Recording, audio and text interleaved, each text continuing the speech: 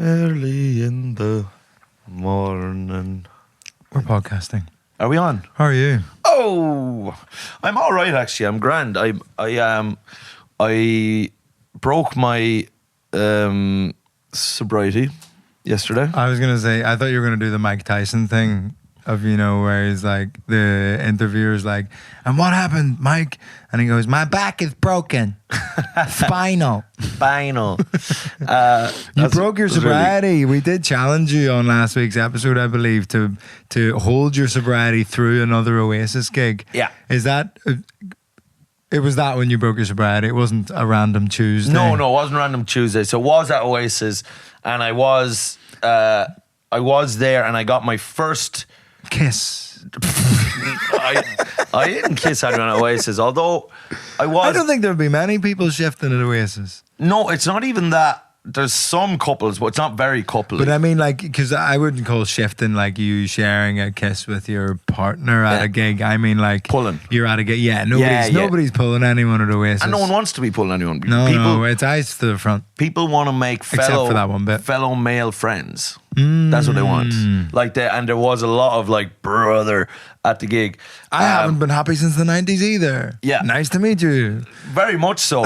but then it's mad because there's like so many people like my age or younger there. It's actually predominantly that. And then you think, and most of these people weren't alive, myself included. Yeah, I would have thought. Do you think it's because this is the second round of Oasis gigs? Because maybe the first round was all the middle-aged guys and they all died at the gigs or shortly after the gigs? Yeah. Or killed themselves because they realised they're never going to get that back again? There was a huge amount of mass suicides after the gigs, yes. I think so. Yeah. With the realisation their youth has evaporated. But no, so I think these young fellas, I just think that Oasis, the culture, the hats, everything is still hugely popular with people in... Well, even the Riyadh Comedy Festival had bucket hats, which I thought was... Really? Were they doing the Posden? No, I don't. Yeah, you can't take your eyes off the stage, otherwise they just shoot you in the head. Yeah. Watch Louis C.K. tell jokes. Yeah. Watch him. Yes. Watch it. That was a punchline. Didn't see you laughing. That was the end of that Come bit. on.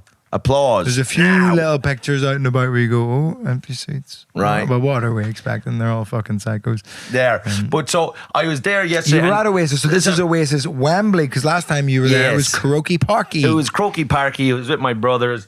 It was a kind of a hysterical, drunken, brotherly expedition. It was great, but by the end of it, I was so pissed that I'd kind of like... I reckon by the start of it, you were so pissed. By the start of it, I was absolutely hammered. Even meeting your mother before the gig, we were blur. Absolutely belugas. I remember meeting your mum, actually, because she just came up out of nowhere and she was just like, Michael! And I was like, she was in great form, actually. Great woman. But anyway, so... We're going to Wembley. I'm going with that's right, Peter Flanagan. He had said to me a while ago he had wanted to go to Oasis and didn't get tickets. It was you, Peter Flanagan, and Donica Lynch, and the covered in eggs Donica Lynch, and in a half omelette Donica Lynch omelette. So me. Or Flanagan had said to me that he hadn't been to Oasis and he was like, oh, he'd love to go. And then I was like, oh, sure, I'll get on to fucking Live Nation. Yes, you're a company man. I'm a bloody company man. If there's any benefit to being with Live Nation, it's freebies to Oasis. I'm a fucking corporate shell. That's the one thing we can get. Exactly. So I got on to...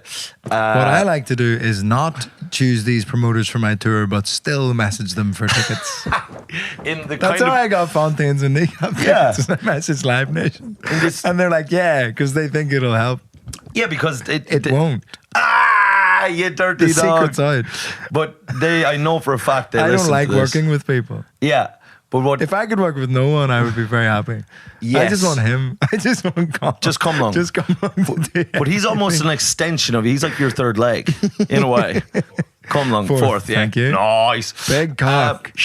Massive flute. So, we'll just start that right. You just in an obscenely large flute. And it's wasted. Completely wasted. That wasted, but like, it's too big. I can't even fuck my girlfriend. Yeah. Never mind anybody With else. his absolute horse cock that Vito's got. Like, I want to kind of spread a rumor that it's one of those ones like when you get a boner that it takes so much blood to fill it that you pass out. You're literally like, if someone held onto it, they could mop the floor with you. That's like, why you know I'm so what I mean? anxious all the time. I'm very worried about getting an erection. Yeah, because it could lead to your fucking death. Just constantly trying to stay unaroused. So anyway, we're going to Wembley Oasis. The first time I went to Oasis was in Croke Park. I was with my brothers, and we were down in the back corner in the seats. This time, I'm standing right in fucking front. Like you're just... you're in there. Ooh, so Live Nation did sort you out. Oh, they fucking sorted us out. You and the Flan Man. Yes. Now, we did pay for the tickets, but we got them at very good value. £4,000. £4,000 and a lot of promises. And a lot of promises of future business. So anyway... I promise I'll do the next one. I'll plug Dundee. I promise I'll plug the Dundee date. I'll do it. I'll do fucking anything. I swear to God. I'll do anything you fucking want. I'll open for the most evil comedian you represent. That's right. Send me to Riyadh right now. Put me on the flight. I'll fucking suck the Saudis off. I'll fucking stick me hands in the sand like Dave Chappelle or whatever those fuckers, those weird cunts are doing. But so anyway, we arrive anyway, myself and Flanagan. We meet Mark Jennings, a great fucking man. Some that must be podcast. his second round of Oasis. Yeah, former guest of Guide to Parenting and the host of one of the hosts of the Some Laugh podcast. Yep, great brother. He was there with his cousin. That's his second batch of Oasis as well, I believe. Oh yeah. No, he'd be a big fucking Gallagher man. So anyway, we end up going to a pub. My first thing is I'm like, right, I'm not drinking, so I just get like some fucking weird little Red Bull cocktail thing while they all have pints, and I'm there drinking it. And then we kind of get fucking stuck with this fella, this fucking drunk, fat-faced kind of arse of a fella. Now, we ended up kind of liking him, but his name was Joe. He was looking for tickets. He was from... this is on like the Wembley Way. Yeah, and he was from... really like it's really cool procession to a stadium, it's the class. Wembley Way. It's really exciting. It is fucking sick. Done it for a bunch of different things and it's always class. Yeah, it feels like you're on the way to like the Colosseum or something. Do you know what I mean? You can just see the whole thing. Yeah. It's kind of like, you know, the procession in the Hunger Games, you know, where they're like have to go through the city. It's like Sorry, it's mad that I know what the trumpet tune is. Yeah, but it's sick and we must utilise all our talents. Hypnotized by... No, it's Hypnotic Brass Ensemble and it's the song is called... Fuck, can't remember. Go on. Yeah. So anyway... we're in this pub. This guy, first off, he meets us on the Wembley Way, and he's like, "Hey, you guys." He's just like, "Any of you guys got tickets to Oasis?" We're like, "Yeah, well, we've got our own tickets." He's like, "A Geordie fella." Huh? He was a man from Newcastle. Hey, you guys. Hey, you guys. It was your man from the Goonies. Hey, you guys. He was kind of Goonie-esque, actually, this fella. He was a big fucking thing. But anyway, so, do you know what I mean? He was just a big thing of a man. Oh, he's just a big thing of a man. Like, he had this kind of thick quack back hair, but these bloodshot eyes, and this, like, kind of, like, tan, like that, like he's paid for like sun holidays. It seems like someone who's Robert F. Kennedy type. Yes. Yeah, and he just seems like he's in finance, and he's over here, he's shit faced, and he's like, I'm looking to buy a ticket to Oasis, and we were like, we wouldn't be selling them now. We're going to the concert. It's just over there. Yeah, it's you can't miss it. And so then he's like, how much? Crazy to just be like, try the box office. Yeah. Yeah. Maybe they'll have a few going. I'd say they might have a few going, to be honest. I think I saw something earlier online that they can't get rid of them. But anyway. Giving them away for free in taxis. Yeah. So he says, then he was like, how much you guys want for your tickets? He's like, I'll buy one from you. And then like Mark's cousin was like, $4,000. You give me $4,000 for a ticket right now. And he was just like, 400. And he's just like, that's a big haggle. That's one of the bigger haggles I've ever heard. One of the bigger haggles you ever hear. And then we were all just like, no. £400? Yeah. That might be less than face value. That's right. I think it is. Maybe he thought this was deal of the century. But anyway, so he's like 400. And then we were like, no, and sure, maybe you'd fuck off there now, you big thing of a yoke, and go kind of bother someone else. So anyway, he just wanders off then into the crowd, just barreling off with big fat head and belly on him, just fucking, you can hear him shouting into this as you're going by. You're just like, who's selling Oasis? And you're like, good Lord. Did you feel, was it an addition to your excitement, like we all know that Oasis tickets are coveted, but to be like presented with like visceral evidence that it's like, oh, we have something that other people can't get, and we're going to experience something that other people can't have. Was that in addition to your night? Yes, because I think what it is it's that feeling of when you're in bed and it's raining outside. Exactly. And you know other people are in the rain. It's raining on that cunt. But you're cozy. Yeah. Because you're just like, oh, that fucker's the warm feeling. Done. Yeah, I have a ticket though. I have a ticket, don't I? I'm not wandering around offering £400 for a ticket. That's exactly right. Now, at this point as well, me and Flanagan were like, because Flanagan was at, obviously, Fontaine's and stuff, and he had drugs taken off him at Fontaine's. And to quote him, the sniffer dogs weren't that shy. The sniffer dogs weren't that shy at kneecap. But so, when he was at that concert, apparently, they said to him when he came in, they were like, look, if you have anything on you, there's a good boy queue and there's a bad boy queue. And they're like, the good boy queue, you can just go over there, you can just take out, give them whatever drugs you have, and you can still go in. Or you can come over here to the bad boy queue, we'll search you, and if we find anything, you're not coming in. So that was at Finsbury Park, that was Fontaine's. And that's what I said to Flanagan. So and what did he do? He went to the good boy queue? He was just running the good. He said, well, he's like, that's right. Yes. He weighed up his options. Yeah, and he's just like, I'll just go in the good boy queue, gave him the drugs and went in. And they let him in. But like Jeff Asmus was telling us, his friend... Strict at Wembley. Who came over from America to see Oasis... With a little spliff in his pocket. And had a joint in his pocket. He fucking... They didn't let him in. Like, and then they didn't only take the joint, they wouldn't let him into the concert, which is honestly one of the cuntiest things I have ever heard evil, nasty in my life. Stuff. It's so evil, it's so nasty. You wouldn't get that from my ma. No way. She'd fucking smoke it with you. I think so. Fucking would. So anyway, gave us a fucking drag of that. Is that a good impression of your mum? Give us a fucking I don't puff know. of that. These days, my mum is so into like new experiences and stuff. Like that's why she's doing all this mad like security work. I think it's countdown till my mum's a fucking stoner. That would be so sick. Like she could be in Peru doing ayahuasca next week. Like I don't fucking know. Your mom is fucking cool. Like, do you know what I mean? Like being at these concerts, it is a fucking buzz because everyone is like so excited, so buzzed up. It is a fun place to be at these big absolutely. Mad jokes. And your mother off her fucking face. Well, she's not drinking, is she, at these things? No, she's working security. I know, but I thought maybe she'd have a little nag and she's like, no. Little fucking tipple. Anyway, so fucking Flanagan has some like chocolate. I think it's like chocolate marijuana on him or something. So he was like, all right, we better make sure now to get rid of drugs. And then I was like, oh, I think I have like a little baggie of something in my wallet that I just have from ages ago. I just found it recently. For a rainy day. No, I didn't. I don't even know what it's for. Like I actually was just going through my wallet the other day and I just found it and it's just a tiny bit of stuff in the end of it and I'm like, what is that even from? And you put it straight back in your wallet. I did put it straight back in my wallet. I did. And I was like, I have no idea what that is. Yeah, that's a hard thing because it might be quite valuable. So you take it out in your house and you go, God, that's, you're doing a bit of wallet admin. Yeah. And you go, God, that's mad. And you sort of look at the bin and go, well, I can't put it in the bin. And you go, I can't do it now. I can't do it now. But I'm doing wallet admin. This is almost certainly a boring day. Yeah, but it appears to be drugs and I like them. So I put it back in the wallet. It's just a tiny bit. So I was just like, whatever. And I forgot about it. It's like I put a $5 in my suit every time I wear it. Yeah. Like the one I wear to weddings and stuff. Do you really? I always put like as much cash as I sort of have on me, I put in the suit pocket and then try my best to forget about it. And then next time I put on the suit, I'm like, oh, fucking 20 quid. That's such a fucking lovely idea. Isn't little nice? Easter eggs for yourself to find. Yeah, little presents for future Vittorio. On. Oh, that's great. That's what we need to do at more. A wedding to be like, fucking 20 quid. Yeah. Or a funeral. That is what we need to be doing more. Leaving fucking little surprises for future Mike and Vittorio. Just little Easter eggs of happiness for us to find in the future. I mean, there's a real sort of broader metaphor to be had about like just self-care and looking after yourself is the greatest present you could give to the future of you, exercising, stretching. Stretching is probably the best present you could give yourself. Yeah, but I saw a guy the other day. I'm talking more about money and chocolate and stuff. Come on.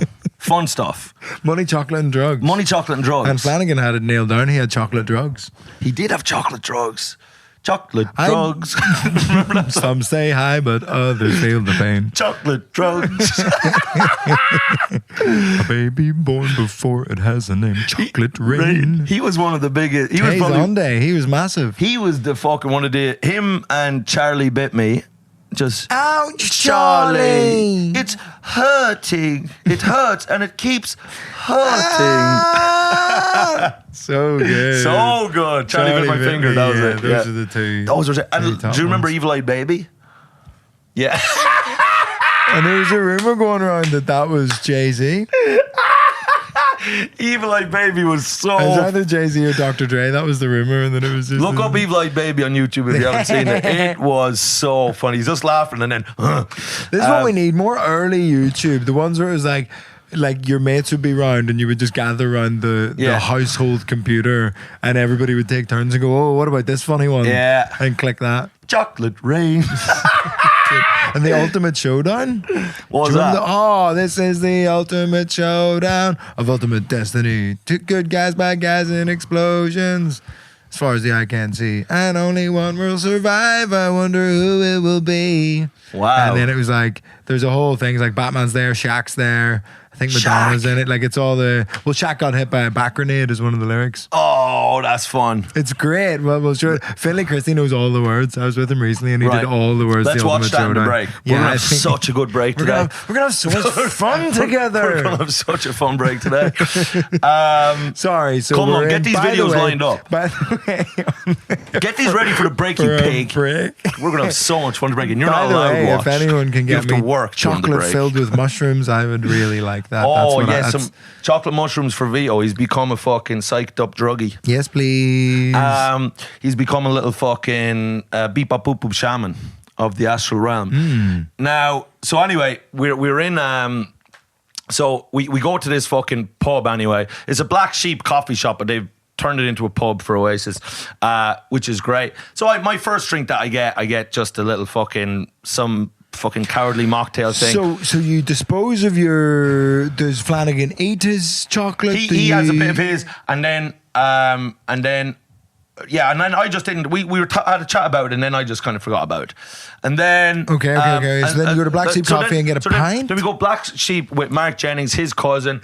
We go in. They get pints. I get some little fucking coward cocktail. So mocktail. So you're still on the horse? Yes, I'm still on the horse. I'm like, you know what? I'm just gonna fucking enjoy myself sober. I don't need booze, for me to have a good time. I'm fun enough myself. My mother would always say, you have enough personality without that old jar, Mike. That old jar, she called drink jar. I think that is true of you. Thank you. Not of me. It is true of you. When you fucking... If you could be bothered. Do you know what I mean? All it is with you is if you could be arsed to be charming and entertaining, you can do it. But a lot of times you just couldn't be fucking arsed. It's called masking. Huh? It's called masking and social battery, I believe, are the clinical terms for it. Oh, right. Well, yes. I mean, but that's the thing. It's like... Booze just kind of allows you to just be, I guess, whatever. I think it's reckless. It's good crack. Widely covered. It's good crack. But anyway, so I have my little coward mocktail. Take from the Guide to Parenting podcast. Booze is good crack. We better clip this up because I think this is going to blow some minds. We must be the thickest two cunts we should do more on the internet. Clips in like black and white where we say absolutely like inane things, but like put dramatic music underneath it and just be like, here, have you ever heard of this thing called booze? Yeah. It's really good fun when you drink it. You sort of, your legs feel wobbly and your head feels light. It helps you chat more and it's easier to kiss people on the lips that you don't know for some reason. But then you will feel sick. You will feel sick. And you'll have an unquenchable urge to eat bad food for about 36 hours after you drink it. We had a Five Guys last night after. Oh my God, it was delicious. What did I get? Got the biggest burger you could get, chips and a milkshake. Good God almighty. For me, my lesson has been learned with Five Guys. It's either chips or a milkshake. Oh! But it's just so much. Chips and a milkshake is so crazy. Please tell me at least you went for a small chips at Five Guys. What the hell do you think? You have a large Five Guys chips. That's more chips than have ever existed in the universe. Sharing the chips with Flanagan. There's too many chips. There is too many chips, but we were sharing it between two. A small between two is great. You're right. Because the thing is, they just use a small cup and then they just fuck chips in the bag. I don't know what instructions they've been given in Five Guys, but I think something along the lines of, we have way too many potatoes. we need to get rid of them. We've ordered 7 billion potatoes there about 10 years ago. There's no way we're getting through them. Just give people so many chips. Also, we are charging, I believe, £40 for a bag of chips. So just give them a load, drown these cunts in chips. You could get a large chip between 4 people. Easy. Comfortable. Easy. Every time I go to Five Guys, I want to walk up and go, look, can I have chips? But don't do it. Yeah. Just easy, brother. You go up there and go, can I have chips? And then just go, easy, brother. I know what you want to do. Shaking with a scoop full of chips. Yeah. Brother, put the scoop down, brother. Brother, you are loved. You are loved. Put the scoop down. You don't need to pander to me. You don't need it. I don't need it. I will love you even if you don't give me 27 potatoes worth of chips. I will still love you. I think they feel if they don't give you enough chips, you're safe. They won't be. You're safe. You're safe, brother. You're not going to get sacked. You are loved, brother. You are loved. Be okay. Yeah. So I think maybe there is some system whereby one of the 5 guys, whichever one of the 5 guys is working in that particular restaurant, if you don't give a certain amount of chips, you get tasered or you get maybe... He kills you to death. Yeah, dumped in a fucking barrel of pigeon cum or some crazy kind of punishment. But anyway, so we're at this bar. I go for a fucking little coward cocktail first. By the way, this is the greatest trick the fucking devil of consumerism has ever pulled. The mocktail. They're charging 12 quid for my waddy. This is the craziest shit I've ever seen in my whole life. £15 for a blackcurrant juice. Yeah. There you go, sir. How would you just because you've put an umbrella in it does not mean it was expensive. What the hell are these? Crushed ice does not expensive make. What the fucking fuck is going on? Yeah, you have to remortgage your house for a Capri Sun. Oh, it's an extra £10 because it has mint in it. Mint! It's a leaf from a tree. That didn't cost you. It literally grows on trees. Yes! It literally goes on trees, you piece of shit. What in God's name? I was out there a while ago, like I'm not drinking, getting mocktails. I must have spent 100 quid on juice. On juice! I spent 100 quid on juice. It's so nasty what they're doing to people who don't drink. And then it's like, oh yeah, people are actually non-alcoholic beer. They charge you £7. Non-alcoholic beer, I think, probably costs the same amount to make as normal beer. So I do understand that. But the mocktails is a racket. But you know what makes pints so expensive is the tax put on it because it's alcohol. Oh yeah, that's so true. That's why it's so expensive. There's no tax on non-alcoholic beers. They're just being fucking bastards.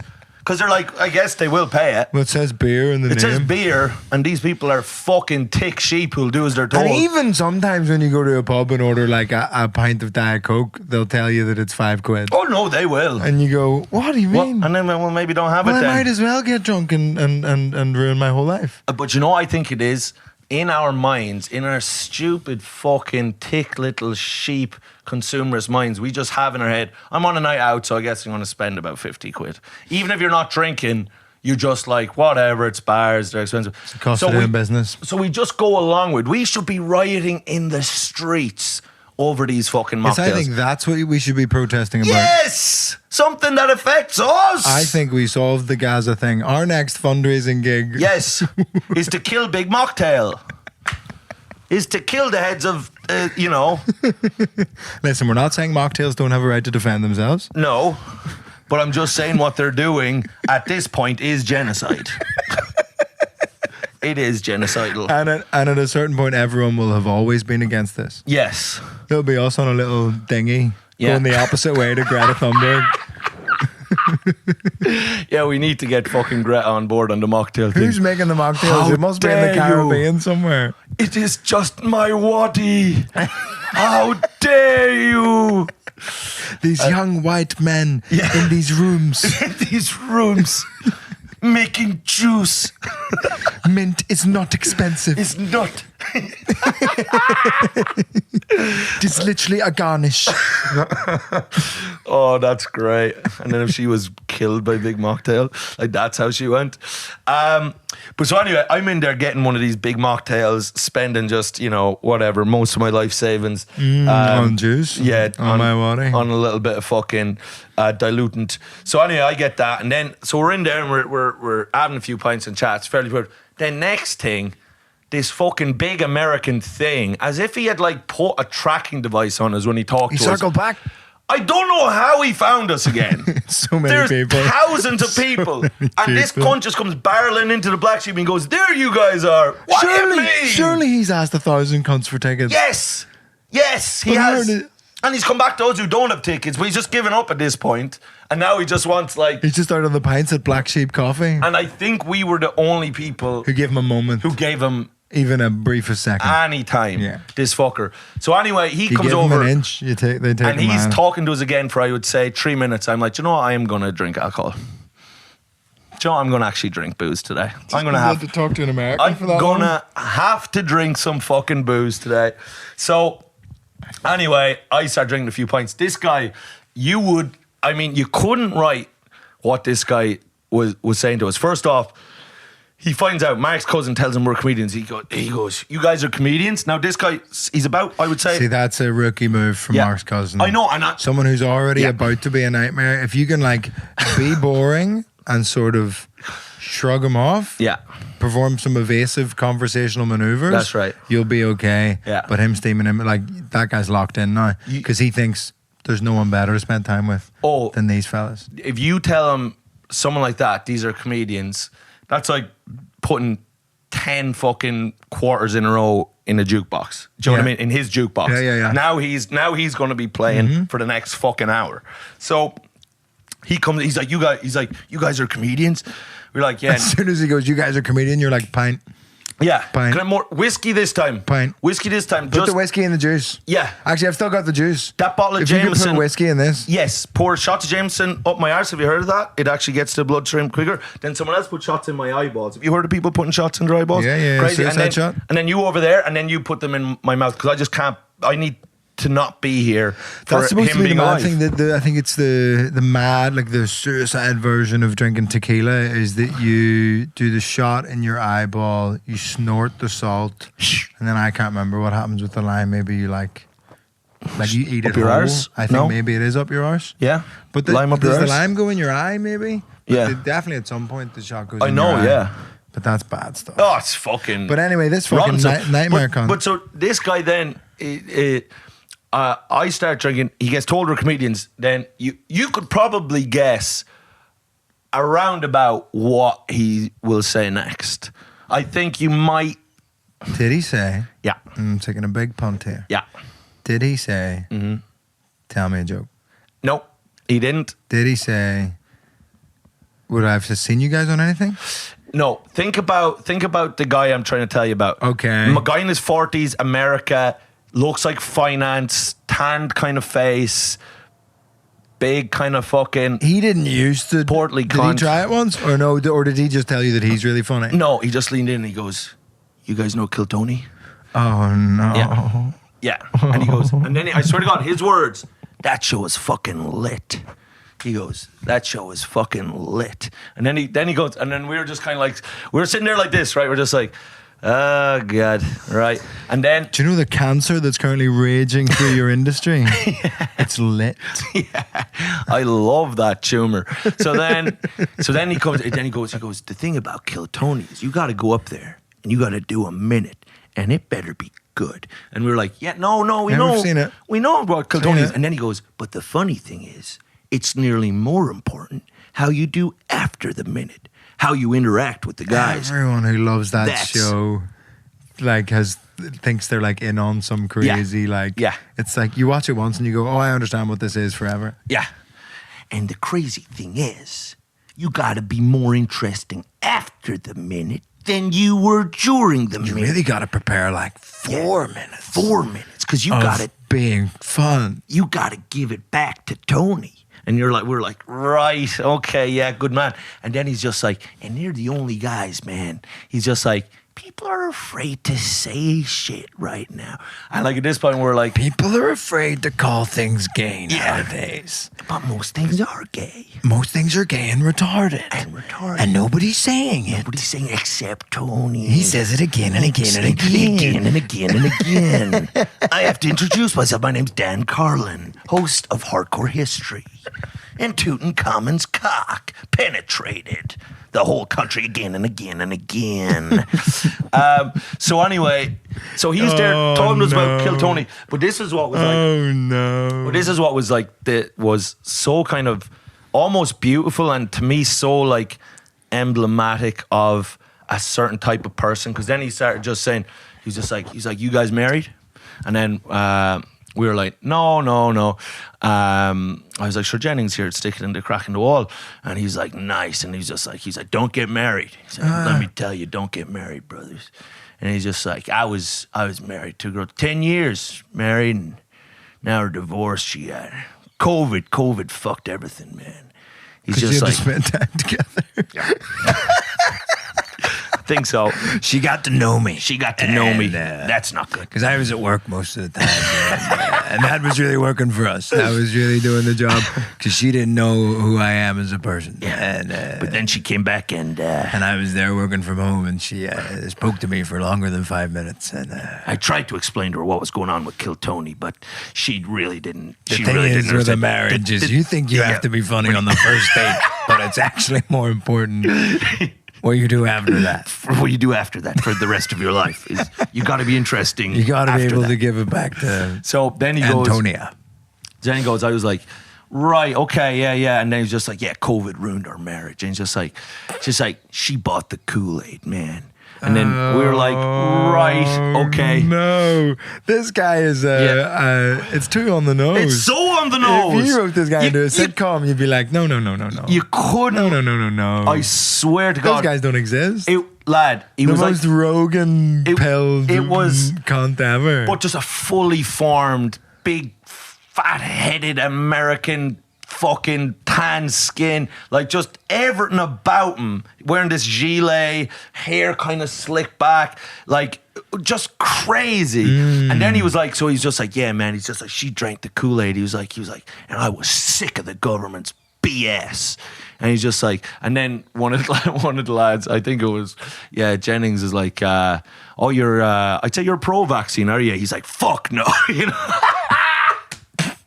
That's very Jennings thing to say. He's very pro-vaccine. Right? He goes, fuck no. Fuck that shit, man. They were lying to his man, and then, no joke, I goes, and she didn't agree with that. And he was like, no, man. And I was like, did she? I don't want to say something terrible, but did she get infected by the woke mind virus? Yeah, man. You've hit the nail on the head, man. Brother. You just fucking said it, man. I swear to God. Someone who hears the phrase woke mind virus and doesn't realize you're joking. Yeah. You're off the end of the pier. Yeah. You're gone. You're gone. Completely. So anyway, so he says all this. He's just like, yeah, man. He's just like, and then he's just like, but you know what? He's just like, never been happier. Now, I have to as well just... By himself on the Wembley Way. Just forcing himself upon kind of a nice group of lads who just don't have... Don't have the constitution to tell him to fuck off. You might have told him to fuck off. Me. You would have told him to fuck off. That's when you need Vittorio's lack of social graces. You would have told him to take accountability and fuck off. Shut the fuck up about Kill Tony and never speak to me ever again. Thank you. You would have. Goodbye. You would have. Hello, sorry for interrupting the episode. We have things to plug and a sponsor read to do. Mike, you're on tour. I'm on tour. Brothers, I've added an extra show in Edinburgh, 2nd of November, Monkey Barrel. Get on that. 5th of November, Aberdeen. Get on that. That's going well. Dundee. I need you to come to that show. People of Dundee, that is the worst selling show so far of the tour. I need you to come.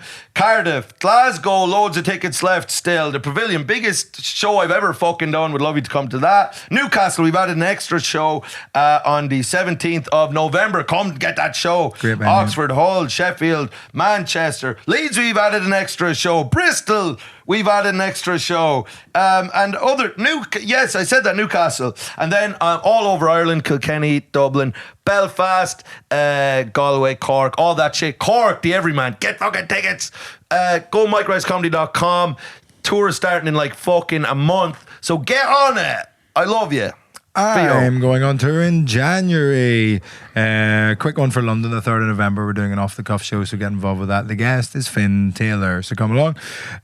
January, from January onwards, we have Cambridge, Colchester, Leeds, Northampton, Leicester, Dundee, Aberdeen, Canterbury, Manchester, Liverpool, Brighton, Exeter, Plymouth, Cardiff, Birmingham, Bristol, Norwich, Middlesbrough, Sheffield, Edinburgh, London, the Apollo. The stalls are nearly sold out. Balconies are opened up. Get involved with those. It looks like it's going to sell out in advance, but that's going to be a great one, the 20th of March at the Hammersmith Apollo. Nice. Newcastle, Glasgow, and then in Ireland in April we have Cork, Laois, Carlow, Westport, Belfast, Limerick, Kilkenny, Dundalk, Derry. We're adding Dundalk sold out, but I think we're going to add an extra one. Derry, Monaghan, Galway, Meath, Waterford, Wexford, Dublin. I'm aware we put it on sale in summer and ticket sales are slower in summer, but they're starting to ramp up again. So if you're thinking, I've got time, you might not have time. Some of them are getting very close to selling out. Yes. So get involved with those. Get them. If you can. And we have an ad read to do. National Mouldy Cheese Day is here. And honestly, some of you are already walking around smelling like you're celebrating. This is you stink. Is this National Mouldy Cheese? What's this, like the stuff under your foreskin? Nope. Is this It's disgusting? just cheese. That's called smegma. Is that smegma? Do you remember the first time you came across smegma? Yeah. Isn't that scary? That's frightening. Well, I thought my dick was rotting off. We were quite lucky in school. We were pre-warned about smegma before. Were you? Yeah. They didn't give us a heads up at all. No I got so frightened. whatsoever. I was like, my body is turned against me and it's creating yellow goop. Do you remember? Anyway, back to the thing that pays our rent. Don't be the guy that with the face that looks and smells like it's been left at the back of the fridge since 1997. That's where the white hot trimmer from Manscaped comes in. This isn't just I think we have this sitting over there. They're somewhere. afraid if you don't use Manscaped, you'll have a mouldy cheese head. Yes, your whole head will be mouldy, like a mouldy cheese. Love. Like a Stilton. Yes. Blue patches, like holes that. in it. Mikey, baby, you can be our lovely glamorous assistant and hold up the thing. Is this for? That's the white hot trimmer. Is this a beard trimmer? That's groin and body hair trimmer. Do we have a beard trimmer? I can't find my beard trimmer. I need a new one. I'm sure we have one kicking about. I'm sure we do. Sick. We'll have a look there in a minute. Lovely. Nice. What? That's where the white hot trimmer which really has the same sort of rhythm as the broad black brimmer, which is a song about the rap. Now that's broad black brimmer. That's you're talking about an African American woman's behind. No, that's an IRA hat. No, from Manscaped. You're talking about a black From Manscaped comes in. What? This isn't just a pretty face. It's built to handle your most sensitive areas with care, helping reduce the risk My of heart. No face. Nicks, cuts, Trim and your irritation. heart hair. No, balls. Oh. Where it matters most, whether you're trimming for a date, a trip, or just to feel more put together, White Hot makes below the waist grooming smoother. Literally. Can Waterproof. It's waterproof. Can people of colour use it too? They can indeed. Yes. It is not just for white people. And it's not just for hot people either. Ugly cunts can use this as well. Ugly black people can also use it. Yes. Waterproof, long battery life, and designed for maximum I've never seen an ugly black person myself. Me neither. I think they're all beautiful so and beautiful brave. to me. It's basically everything mouldy cheese is not. Clean, fresh, and actually pleasant to be around. Yes. So celebrate Mouldy Cheese Day the right way by making sure you don't smell like it. Nice. Get your smelly man a gift he'll actually use. Is your man smelly like Mike? Use and get the White Hot Fair. 5.0 Ultra. It's sleek, easy to use, and way less terrifying than whatever you were using before, which I assume is like garden shears or something. Yes. Use code PARENTING for 15% off your entire order at manscaped.com. We're on parenting now? Parenting 15. Use code parenting 15 for 15% off your entire order at manscaped.com. That's 15% off with code parenting 15 at manscaped.com. This nice stuff make you less smelly, less cheese like, less like a fucking filthy, smelly, unfuckable piece of shit. Right? Cut the ad read. Nice. Back to the show. But so just start doing the noise that happens at the end of People's Minute on Kill Tony. Just go roar, roar, roar. I'm the angry West Hollywood bear or whatever the fuck. Roar. Get off. Just roaring at, just all of us just roaring at him. What the fuck are you guys up to? You guys have been infected, man. Yeah, we should have just all, I tell you how we would have got rid of him. If we just said, yeah, we were all born women. We're trans. And then he transgenders. Just said, I gotta get the fuck out of here, bro. I'm about to get infected with the wine virus. Don't fucking bite me, you fuckers. Don't you fucking bite me, you fucks. England has gone to hell, man. Hell in a handbasket. Hell in a handbasket. Just be like, we're all Muslim transgender people. Yeah. Oh, fuck. Oh, shit. I gotta get the fuck out of Dodge. I heard about this shit, man. Jump on an e-scooter, steal his phone. Fuck you. But so then anyway, right, so we're chatting to him anymore, and this is kind of like, it's just like, it's like, again, you almost couldn't write it. So we're chatting to him for a bit more time, and then something like came up about the wife, and he just goes, yeah, it's 3 years ago now, man, and I just, I tried so hard, you know, I tried, you know, I'm sorry, man. I didn't mean to cry in front of you guys. He just, before the gig, he's not going to. Yeah, he just goes, no, it's hard, man. Cause she's a great girl, and I tried everything, you know. But you know, that's just how it goes sometimes. It's fucking, that's life. And we were like, "Jeez, Joe, it's all right, lad. Don't worry." Just like, I'm sorry, I didn't mean to cry in front of you guys. I haven't cried in 3 years. He's just like, I can't believe this is the first time he's cried about his divorce. This is what he said. This is what he said. He goes, he's like, I haven't cried in 3 years. It's just as hard, you know, because I miss her, and you know, and you kind of like, that's mad. It's mad, yeah. That's fucking mad. It's crazy, because as well, it like everything he was saying killed Tony. It's just a shell. Heartbroken guy. Yeah. A rejected he's man. Watching the longest podcasts ever. Right. In his house by himself. Yeah. Eating the worst food. That's right. His life's been torn to shreds by his own. Yeah. His own just idiocy. Just buying into these bullshit ideas about stuff, and now something that was real and someone that he actually loved and stuff is gone now, and he's just... For what? Yeah. For what? Right. But also it's just... a person he's never met will think he's cool for not taking the vaccine?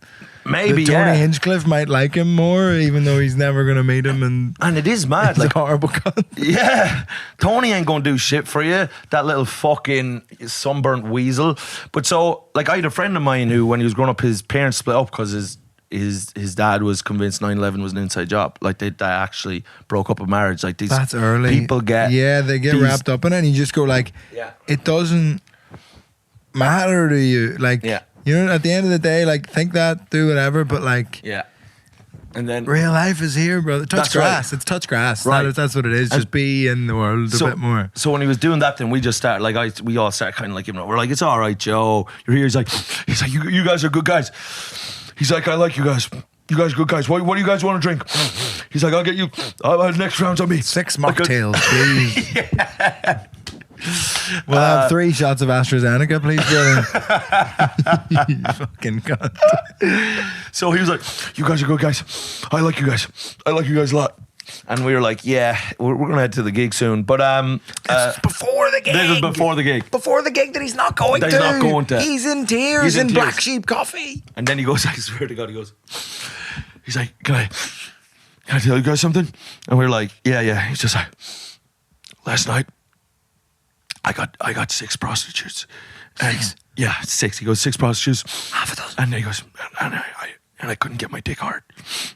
He goes, that's such an outlay. I know. That's a massive swing to take. I know. And then he goes, I was in the strip club, and there was these 6 girls, and I was in love with all of them.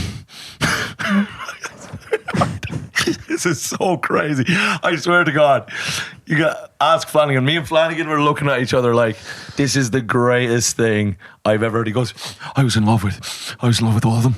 And then he goes, so I said to them, and then he goes, so I paid $1,200. And then he goes, I paid them $300 each. I was like, that's $1,800. He's like, yeah, no, I paid $2,000. And he just keeps changing them. You're like, what? And he's just like, and then I think they sabotaged me because he's still kind of, he's also still crying. It's a conspiracy of the prostitutes that stopped his dick getting hard. Yeah, because then he goes, because they put this condom on me, but it was like freezing cold. The condom was like real cold, and that made my dick go soft. And then I couldn't get it hard again because they were all looking at me and I was under pressure. And it was just like, you are the most. A classic move. A classic prostitute I think you should move. tell this story on Kill Tony, the old brother. cold Johnny technique. Yeah. A tale as old as time. An ice cold Johnny. This cunt is so sad. It's like, it's just pitiful. I know. He's pathetic. No, come on now. I wouldn't. I'd have empathy for the guy. You know, he's an idiot. He's a big idiot. There's nothing, like, he is pathetic.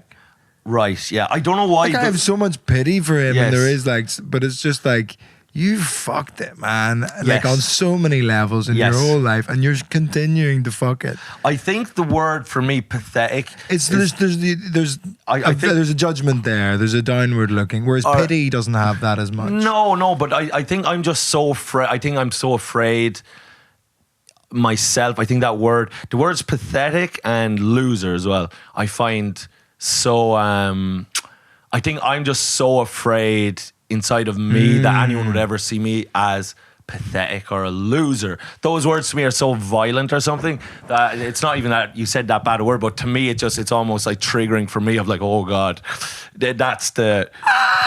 I think if you're paying for sex prostitutes and can't get your dick up, you're a pathetic loser. It might be the definition in...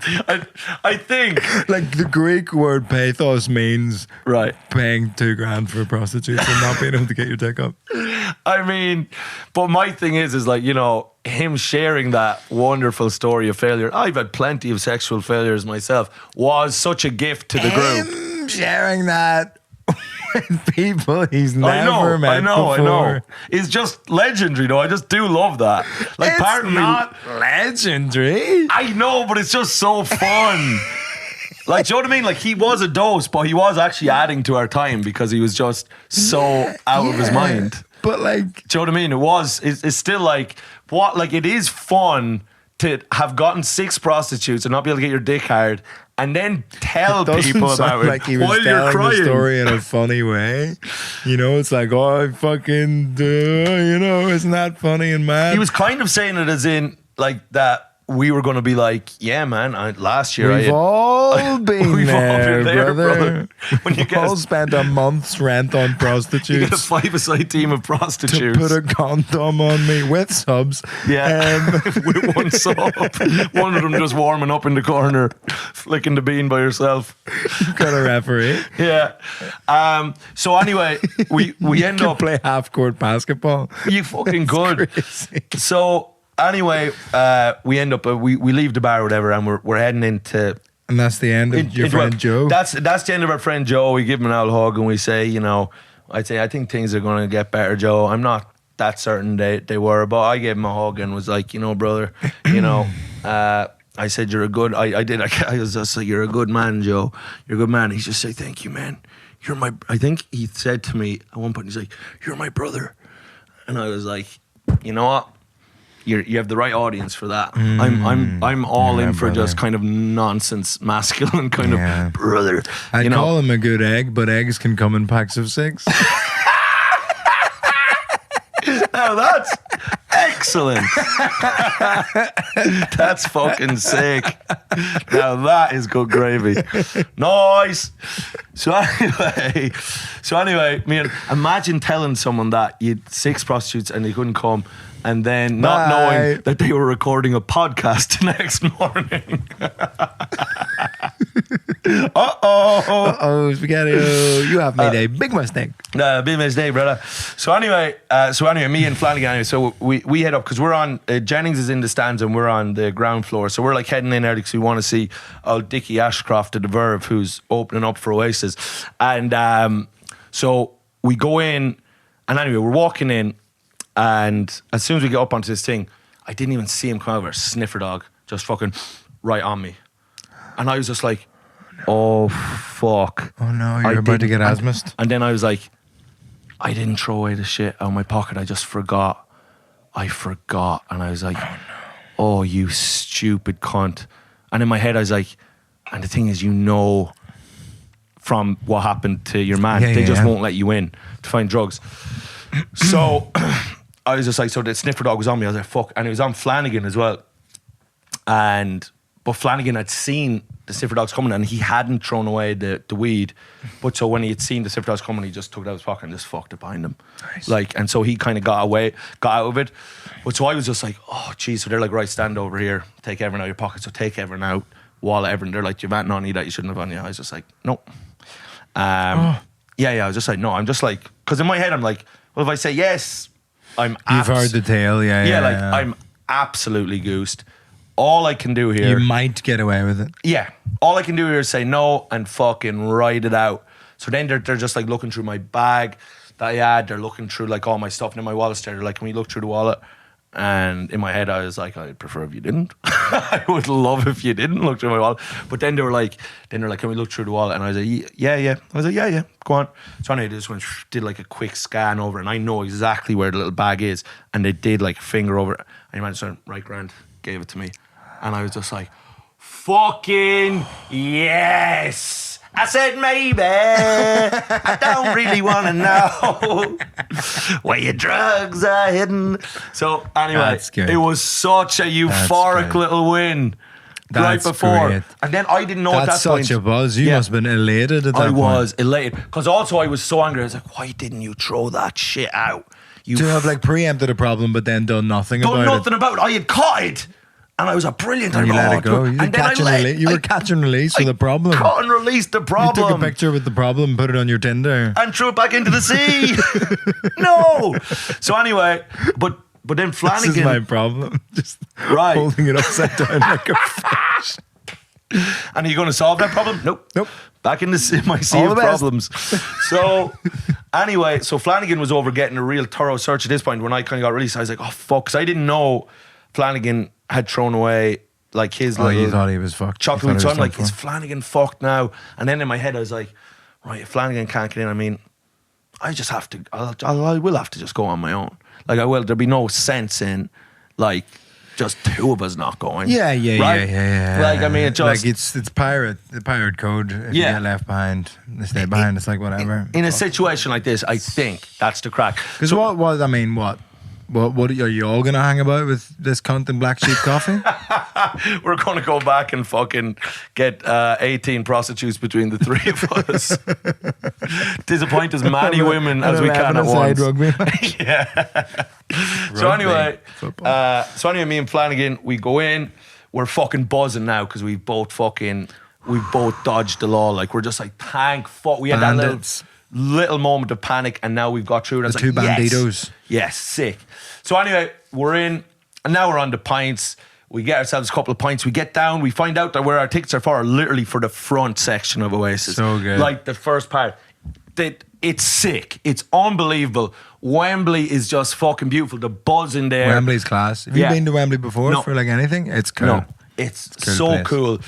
Richard Ashcroft, who's supporting like of the Verve, is absolutely unbelievable. Like he is an incredible singer. He must be booking a big old tour off the back of this. Surely. You would think the Verve are going to be, or like him or whatever the fuck it is. Like you would think he's booking arenas off the back of stadiums. You would have to think, because the thing is like the Verve as it is would sell decently in the UK. Yeah, anyway. Think so, yeah. You know what I mean? But he has this song called The Drugs Don't Work. Have you ever heard this song? No. It's so fucking decent.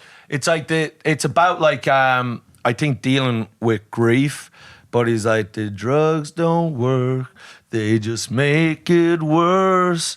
But I know I'll see your face again. And it was just, and he said he did a speech before about like the people who couldn't be here tonight that are in our families and stuff. And it was just so fucking sick. And a beautiful voice. And it was so decent. And then before he did Bittersweet Symphony, he said this one's for this one's for Ricky Hatton. And then he put up his little hood, and it was like, doot, doot, doot, doot, doot, doot, doot. And he started like shadow boxing, and everyone was going fucking mental. It was so sick. It was so decent. Like, I mean, to slight devil's advocate, yes, crazy to shadow box. like pay tribute, absolutely. Yes. Shadow boxing's so fun, lad. Yeah, but in a moment of like, this is a tribute to a guy who died recently. Yeah. But like, beep, boop, beep, boop, beep, beep, boop, beep, beep, boop, beep. That's my version. Autistic punching. Autistic, calculated punching. So, but you have to understand, like, the crowd that's in it. I mean, you couldn't have more people that are fans of shadow boxing in one area. Were other people shadow boxing? Yeah. Oh, you think I didn't shadow box after hearing that? For Ricky, of course. You think I wasn't throwing paws after hearing that? For Ricky. I was fucking so it was so sick. I mean, when I was younger, shadow boxing in our like group of friends like I think we viewed it as an actual sport, like a discipline sport. Like my friend Fitzy was the best shadow boxer in our group. That's ridiculous. No, he was genuinely sick of shadow boxing. Crazy.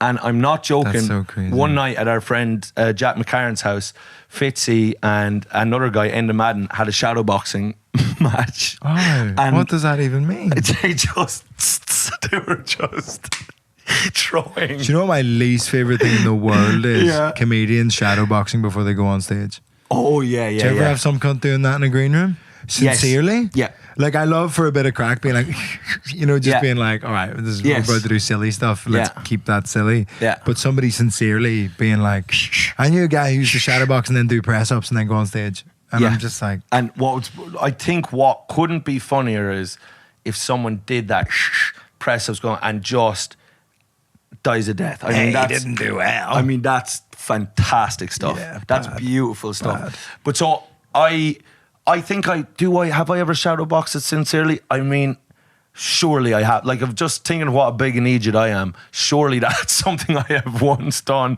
But I remember when Fitzy and Enda, so they were like having this shadow boxing fight, literally in the back. And us, and this just shows the kind of apish men that you're talking about. We were riveted by this shadow boxing match. And Enda won. I like somehow buying into Enda that type won. of nonsense. I like that. I don't mind that. Because that feels like silly fun shadow boxing. Yeah. Like, it's just, you make sound effects as you're doing it. It was also kind of at the time when the Hardy books were very big in Ireland and stuff like that. Yeah. And where there was a lot of kind of this, like, shadow boxing, I think, had kind of broken through into the mainstream as a very cool thing to do. Yes. Eddie Hearn was promoting it. It's so funny to shadow box. Anyway. This young lad, he's the next big thing in shadow boxing. Yeah. He came from nothing, built a big fan base, and we're going to promote him. We're going to take him to the very top. Come see him in Dubai next week. Shadow boxing. Eddie Hearn he's got some skeletons in the fucking closet. There's no One doubt. of the definitely worst guys ever. I don't know what he's done wrong, but it's something. There is blood on that fucker's cock. Now, so we were in anyway. It's one of the probably most explainable places to have blood. It definitely is, actually, and you could have a definite medical excuse, or it would just be like shagging with a lady on her period or whatever. 100%. Yeah. But he's definitely, so he's got. I often have blood on my cock. Yes. I honestly, that's caught me off guard because that's probably the filthiest thing you've ever said on this podcast. Well, because I have my issues. On your big horse cock. Yes, on my enormous cock. On your big fucking completely unmanageable. This is why the foreskin problems cock are happening, because my cock is so damn big. Is so damn fucking girthy and yes, and ever expanding. Even ever expanding. Like the universe itself. Like the universe itself. Your cock and the universe are kind of birds of a feather in a lot of ways. I've always said that. There's a big black hole at the end of it. You! Up the lads. Milky Way, something there. There's something about Milky Way. There's something about Milky Way. And we can't come up with everything for you. You do it. Honestly, do it yourself. You do it yourself. And fuck off. You lazy Stop fucks. listening to us, it's weird. Yeah. Do not do that.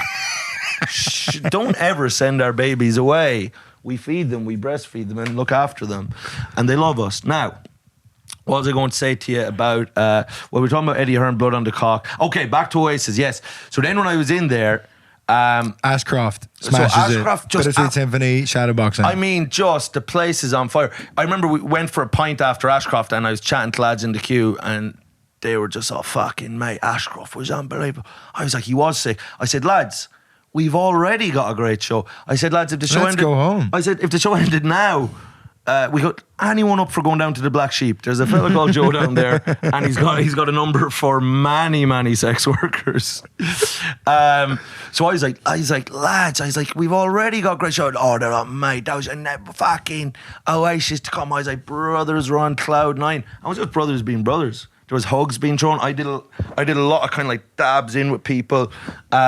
Someone in the queue. Hugs with big slaps. Hugs with that big, feels yes. like the Oasis mentality, because that's how men hug. Yeah. Is you have to sort of like, there has to be violence in it. Yeah. You know what I mean? You have to like hit the feelings away. That's right. Where it's like, we're being vulnerable, but...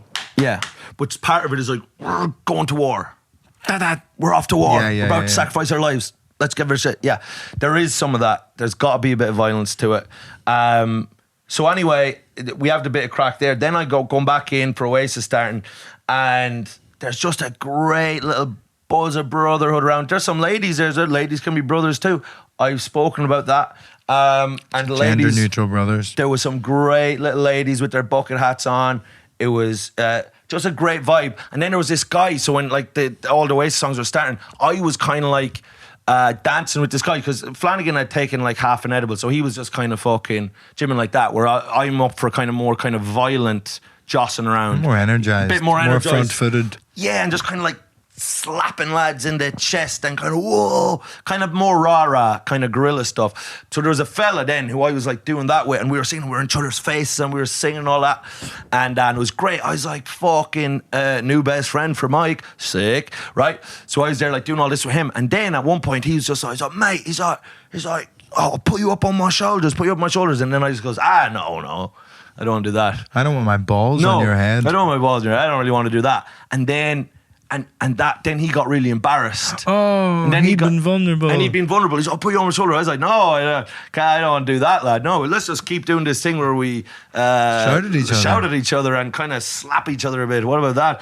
And then he just, and then because I refused his gambit to put him on there, then he got really like embarrassed. Spurned him. And he just kind of danced away. And I lost him for the rest of the concert. As a fella of your size, I think you have to take any offer of shoulders. I know, but I was like, lad, I'm fucking heavy. You should have been like, up.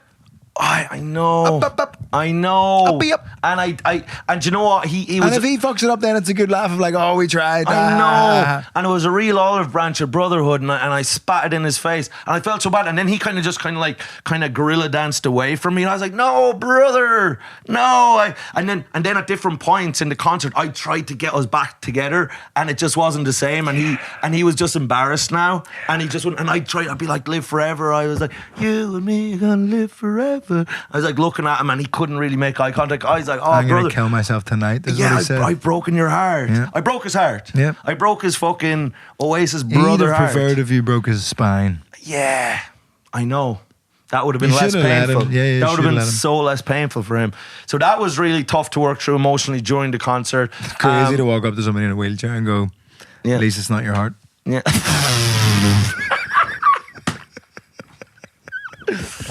I had 6 prostitutes last night. I couldn't get a heart. My heart's broken. You're winning. You get to sit down all the time. That'd be nice. Right, go on, Oasis. But so anyway, so we're there. And anyway, then it's at some point, of course, I think to myself, sure, I have some fucking drugs in my wallet. Surely we better do them now, or it's all been for now. If there was ever a time. Would you say you're not too drunk? You've only just had a few drinks? Just a few pints. Yeah, great. I mean, great old Nick. That's perfect. We have a little bit of I don't even know what the drugs are, to be honest. I think it was MDMA, but there's not much of it. So me and Flanagan just have a little bit of that each. Flanagan's half stoned. And then next thing I was just looking for a fag, and then someone was like to me, I was like, because he was dragging on something, I was like, oh Jesus, could I get an old fag off you there? He said, oh no, I don't have fag, mate, but he called it a zoot. He said, got a zoot. He's like, you want a little fucking whack of that? And I was just like, yeah. I think Is it's that weed? Weed. We sound like two Weed two grass old women. marijuana. Weed grass. A zoot. So when he's like, yeah, mate, you got a zoot. You want a little fucking whack of that? And I was like, yes, I would love a little whack of that. And so anyway, he gives me, I just take one pull of it. Just now, weed does not suit me. I never do weed. I never do weed, man. But I haven't done in years. But when he said, do you want to whack it out? I didn't want to say no because it was like, I'm cool too. Yeah. I know what zoot means. I know what zoot means. I didn't fucking blink an eye. Zoot sounds like some sort of a fucking, alien planet. Come from planet Zoot. So anyway, this cunt is like Zoot. That was such a good riff. I thought it was good. If you had jumped on it with me and you had done an alien voice, we could have went somewhere. But instead, you took the easy road of make fun of my Planet Zoot. That was terrible improv, but I saw it in your eyes that you were like, Planet Zoot, on with the story. Lad, I just thought I thought Planet Zoot was good. Like if someone had said take a zog of that, I'd be like, that sounds like a foreign planet. That is not bad. Planet Zoot. I thought that was fun. And if you had done the alien voice and got on board, we could have taken that to 2 million views on a clip. But you didn't. You just sat back and made fun of me for it. Is it too late? Huh? Is it too late? No. You can get on board with Planet Zoot. Planet Zoot. At the front of Oasis, I am from Planet Zoot. Planet Zoot. This is very odd behavior. I travelled here on a champagne supernova. This is what you could have done. Unbelievable. Don't look back in anger. It is not good for you emotionally. We must look forward with love, not back with anger. My species do not have the neck muscles to look back at all. Long live Zoot. Yeah, pretty sick. So anyway, shout out to Zoot. Shout out to fucking Zoot, brother. Shout out to the Zoottians that are listening. the Zoottians. Anyway, sick Zoot riff. Thank God, I'm glad we got back and kind of fixed that. So, always get on board with something no matter how bad it is. That's the rule of the pod. So anyway, so he gives me a pull of it. I haven't had weed in fucking whatever, but one pull was just perfect. It actually was just what did good stuff? Because I was preparing for a badness to happen. No badness. I was just like, whoa, that's nice. With the booze and a little bit of MD or whatever I had done. And I was just like, you created a mocktail of sorts. A mocktail, brother. A mocktail of fucking joy and happiness in the head of Mike. And then I was just fucking waving on all the brothers. People be grabbing your shoulder. They're like, whoa. And I'd be like, yes. It's very like sports-esque Oasis. It's very like this is a football match. Because we can sing, but we're not gay. Do you know what I mean? Yeah. We can sing along, but we're wearing tracksuits and we might fight you. So it's not. So we're not. It's a lot of men being vulnerable, but what that leads to is like a real propensity for fights to break out. That's right. Yeah, because as well, when you think about the Oasis song, do you know what I mean? Like the music itself is like just, I want to talk tonight. It's soft. And like all the lads are like that, but we're in our trackies and are like, fucking, it's soft. I'll fight you. Do you know what I mean? Even the lyrics. Yeah. I need to be myself. I can be no one else. Are you a toddler? I'm feeling supersonic. That's a primary school teacher lesson. Everyone just needs to be themselves because you can't be anyone else. You can't be anyone else. Yeah. Everyone else is taken. He said, do you know that line where he goes, stand up beside the fireplace, take that look from off your face. He said that he got that from his mother, like, because he said he just would take any kind of random lines for his life, but that was just her being like, they'd take a family photo and she'd go, stand up there beside the fireplace, and then he'd be always making faces and she's like, take that look off your face. Take that look off your face, Noel, because it's only be messing in pictures. Yeah. Stand up beside the fireplace, take that look from off your face. And everybody sings it and nobody has ever known what it means or cared. No. And in your head it's something kind of epic and no, there's a mother telling the young to stop messing. It's a family photo. He might as well go, say cheese. Yeah. Let's do a silly one. I said say cheese. Oh, lads. But anyway, so I was waving after that. And then another time I got like, it's just what I love is like the sincere, like fucking camaraderie people get in these, because people are also like, you're seeing a lot of lads that the sniffer dogs didn't get, so lads are just in the pit just fucking shh. Half their friends probably didn't get in and they're like, this one's for you, Keith. You know what I mean? Yeah. So you're all around, and then I asked lad for a fag, you know. I said, oh man, can I have a fag? And he's just like, absolutely, mate. You know what I mean? They couldn't be happier to help Kindness you. and brotherhood. Just, yeah. And then he just like takes it out and he's just like, gets the lighter, lights it up for me. And I was like, yeah. Gay. But I was like, oh, that's fucking, I was like, overcome with gratitude, brother. I was just like, man, thank you so much. And he's just like, no, mate, thank you. And just because I was like, and then in my head, I was like, time for a walk. But yeah, nice. Thank you for giving me this opportunity to be kind. So sick. And then, like, so the first time I was out at Oasis, I was too shit-faced for the last few songs. This time I was in cracking form. Me and Flanagan goes, oh, that's right. He wouldn't sing along to any lyrics. He would just agree with Champagne Supernova. Yes. Yeah. Flying like a cannonball. That's right. Yes. He just agreed with all the lyrics constantly. Yes, that's right. He accepted their gambit. I will save you. Yes, that's right. Yeah. That's right. Yeah. I don't really want to know how your garden grows. That's right. I wouldn't want to know that. That's right. So anyway, but at the end then, they play Champagne Supernova. Well, the last three songs are Don't Look Back in Anger, Wonderwall, Champagne Supernova. I mean, it's just like fucking, the whole stadium is buzzing. And then they hit the fireworks at the end. They're coming out. And it was just like, man, I was on fucking cloud nine. It was unbelievable. Class. So class. Your Oasis redemption. I'm Oasis delighted. redemption for Mike. I'm delighted. Yes. I'm delighted and for you. And a quick visit to Planet Zoot. Crucially. That's Crucially. what tipped it over. We need to get merch that says Planet Zoot. Just like go all in on our worst riff of all time. Do you know what I mean? Like invest thousands in the worst riff we've ever done. Big merch drop coming. Planet Zoot. Like the only merch available is Planet Zoot merch. Like you can get nothing else except Planet Zoot stuff. And even if we do a live show, we make a whole set that just resembles the Planet Suit. And we come out in alien outfits. And for the whole thing. Hello, welcome to the live podcast. We are podding live from Planet Zoot. We are two Zoosians. And just people hate it. Like it's just bombing from start to finish. And we do not break character. Unrelenting Zoot. That's the first half. Second half, Waiting for Godot. Waiting for Godot as two Zoosians.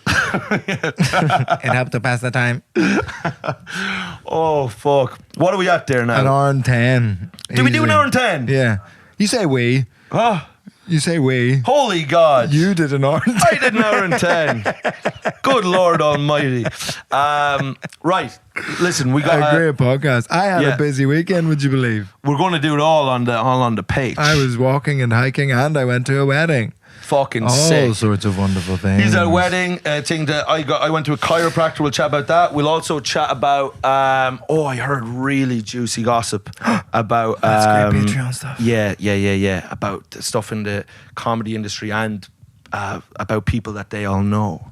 And we're going to watch some good YouTube videos in the break. And we'll come back inspired. And we're going to talk. We're going to be like by Taze on day. We are going to be genuinely on Planet Zoo. So sign up to the Patreon, patreon.com/parenting. And we're also both. You're probably about to be on tour when this comes out. That's right. You're very, very close to being on tour. That's right. What needs a push, dear Mikey? We'll put one in the middle as well. But let's just because you'll do a full one in the middle. Yeah. Just get tour tickets. Let's just say get tour tickets for both of us. Come along. Urgent one for me is probably off the cuff on the 3rd of November at the 100 Club. Get tickets for that. Yes. And but sign up to the Patreon, patreon.com/parenting. Yes. Goodbye.